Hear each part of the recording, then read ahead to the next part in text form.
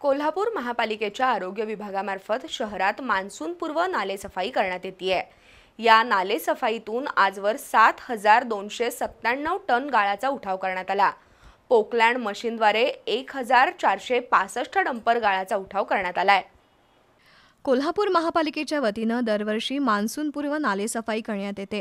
यावर्षी फेब्रुवारी महिन्यापासून नालेसफाईचं काम सुरू करण्यात आलंय।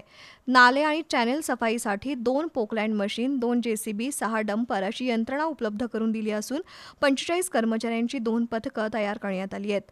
या मोहिमेअंतर्गत विनस कॉर्नर गाडी अड्डा ते लक्ष्मीपुरी सावित्रीबाई फुले हॉस्पिटल, महालक्ष्मी नगर, वर्षा नगर ते मनोरा हॉटेल आणि YP पवार नगर ते हुतात्मा पार्क गार्डन, ॲस्टर आधार हॉस्पिटल ते राजेंद्र नगर, श्याम सोसायटी नाला, हॉकी स्टेडियम ते रेणुका मंदिर या ठिकाणच्या नाल्यांची स्वच्छता करण्यात आली आहे। निकम पार्क ते मोरेमाने नगर, हॉकी स्टेडियम ते रामानंद नगर पूल या ठिकाणी गाळ काढण्याचं काम सुरू आहे।